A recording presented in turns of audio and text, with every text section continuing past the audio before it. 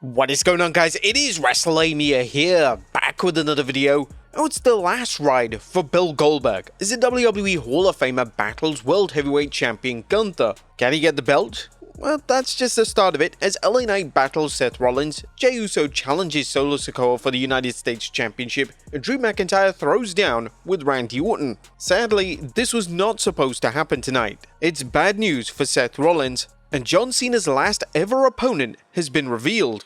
Be sure to subscribe and hit that notification bell for daily wrestling videos, and follow us on Facebook for exclusive lists. Also check out our new videos on Wrestlelamia XL. Now, before we look into the good, the bad, and the downright ugly for all four matches, we have a quick recap, as the first match is Drew McIntyre with Logan Paul versus Randy Orton with Jelly Roll. Now, this one is just as much about heat between Logan Paul and entertainer Jelly Roll as it is about the Scottish psychopath and the Viper. While the match takes place, Logan Paul eggs Jelly Roll on until the rapper shoves him to the ground. Back in the ring, McIntyre shouts at Jelly Roll, giving Orton a chance to hit an RKO out of nowhere for the 1-2-3. Randy Orton defeats Drew McIntyre. Logan Paul blindsides Randy Orton after the match, laying into him, but Jelly Roll runs in for the save, flooring the Maverick with a punch before Drew McIntyre actually sends him into next week with a Claymore to the head. The WWE staff check on Jelly Roll to see if he's okay, but it's hype time as the WWE shows some of the participants for tomorrow's Evolution PLE, including Rhea Ripley, Women's Champion Io Sky, and Jade Cargill.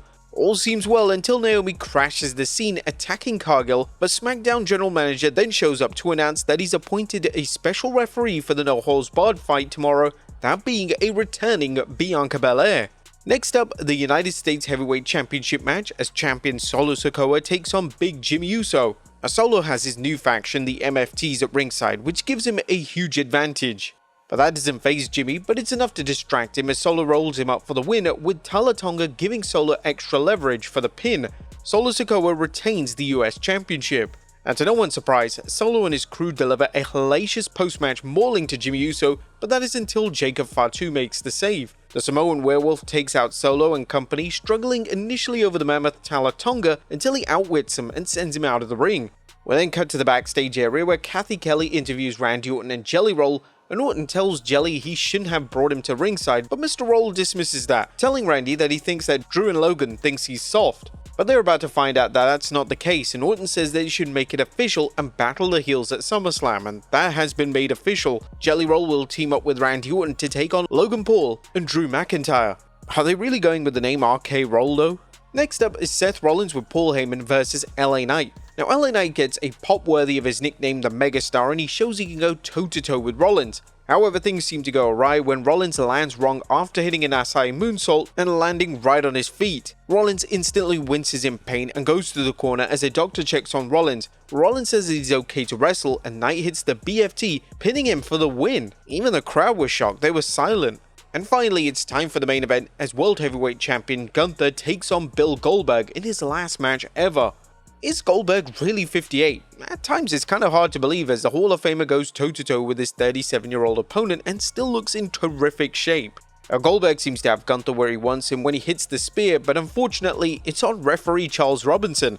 That guy's been taking a pounding this month. Gunther targets Goldberg's bad knee, taking off his knee brace and going to work on it as he taunts Goldberg. The ring general gets too cocky though, and Goldberg spears him, hitting the jackhammer as a replacement referee enters the ring. However, Goldberg is out of position, and the split-second delay in covering Gunther costs him the 3 count. But Gunther manages to recover, locking in the sleeper as Bill taps out. Gunther retains the World Heavyweight Championship as Saturday night's main event closes out. But that was a quick recap of the show. What about the good, the bad, and the downright ugly? As always, we start off with the good as number 1, Drew Claymore's Jelly Roll. Should wrestling fans be happy when a heel like Drew McIntyre flattens Jelly Roll with a Claymore kick? Now, we certainly aren't going to pass judgment, especially since more than a few fans are furious with WWE's latest pet project with a celebrity that's taking valuable television time away from their favorite superstars. While there were no thank you Drew chants after the attack, it's certainly going to be interesting to see how fans react to Jelly Roll and Randy Orton versus Drew McIntyre and Logan Paul's match at SummerSlam. Number 2, all gas and no brakes. And we're not talking about Jacob Fatu, but Naomi, who's simply been relentless since Jade Cargill returned, seeking vengeance on her.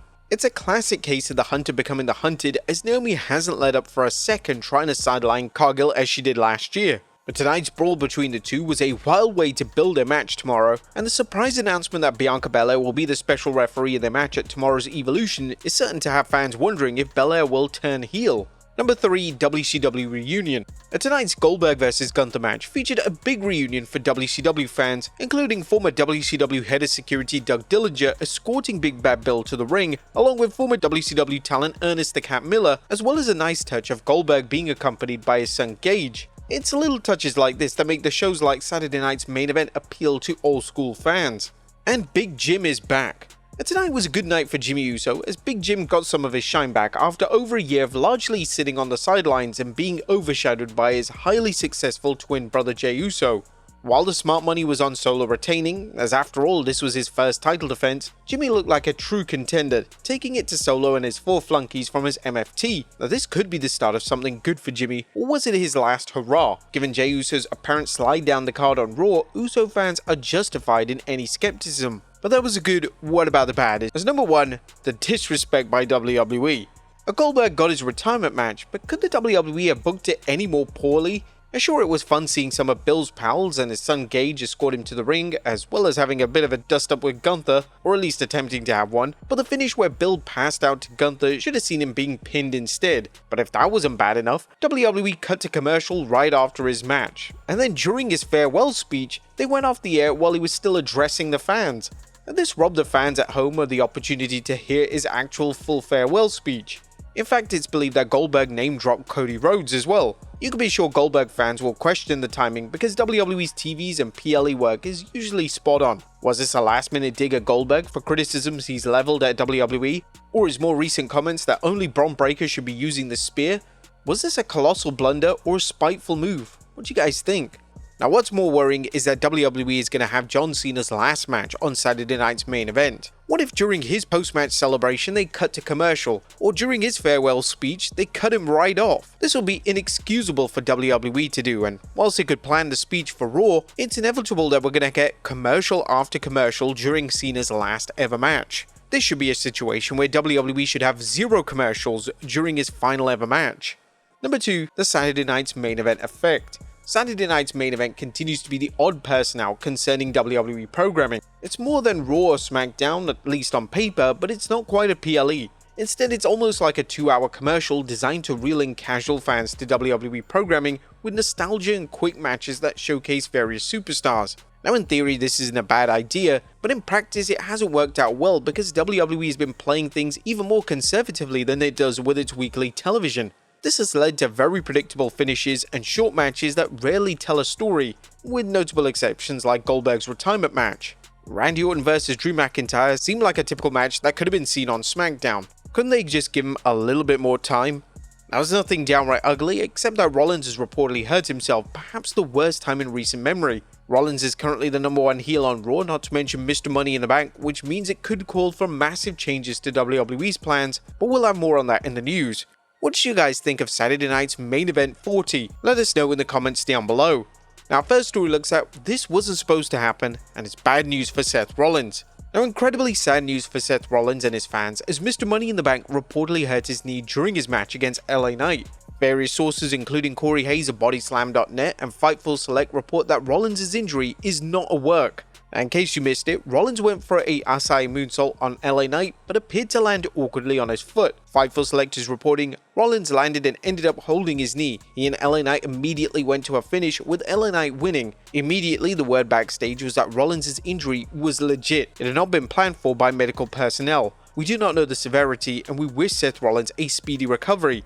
Corey Hayes of Bodyslam.net also tweeted, if Seth had to miss extended time with an injury, which means multiple stories that they will have to alter once again in a span of a few weeks. Now, some fans are already suggesting WWE hold a replacement Money in the Bank match at SummerSlam if Seth isn't able to wrestle for an extended period.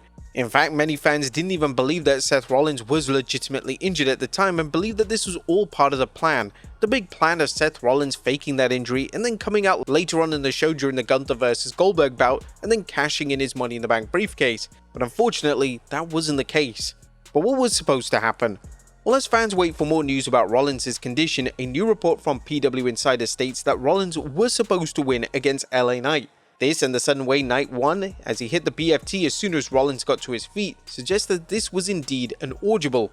So what's next for Seth Rollins? Now at this point it's too early to tell what's next for Seth Rollins and the plans WWE have for him. Rollins has been the workhorse for Raw, winning the World Heavyweight title when WWE launched it in 2023 and often working through injuries. Rollins did take some time off after WrestleMania 40 to deal with an ACL injury suffered earlier in 2024, but his recent heel turn at WrestleMania 41 was just the start of what looked to be another major push for a superstar that had been on the back burner in 2024. Not only did Seth turn heel, he aligned with Paul Heyman and brought in Bron Breakker and Bronson Reed as his henchmen, a move which made his recent Money in the Bank briefcase win his personal speedway to a world title. Now while this may be a temporary setback, it's a reminder of wrestling's uncertainty and how an injury to a key player can disrupt long-term plans and even have a huge ripple effect. If Rollins is out for any amount of time, WWE will have to scramble to find a new top heel on Raw, especially since it appeared that Roman Reigns was going to return at SummerSlam to renew his feud with Rollins. Now we will continue following this story as soon as we get some more information, but in the meantime, we're sending our best wishes to Seth Rollins as he deals with this injury. And finally, John Cena's last ever opponent is, well, last but not least, could Gunther retire another WWE legend? Now that Gunther has defeated Goldberg, a new report from WRKD Wrestling suggests who could be next. Goldberg isn't the last person that Gunther hopes to retire. Gunther is currently planned as John Cena's final opponent. Now it's believed that Cena's last match will take place on Saturday night's main event, so let's hope his farewell address isn't cut off by any commercials.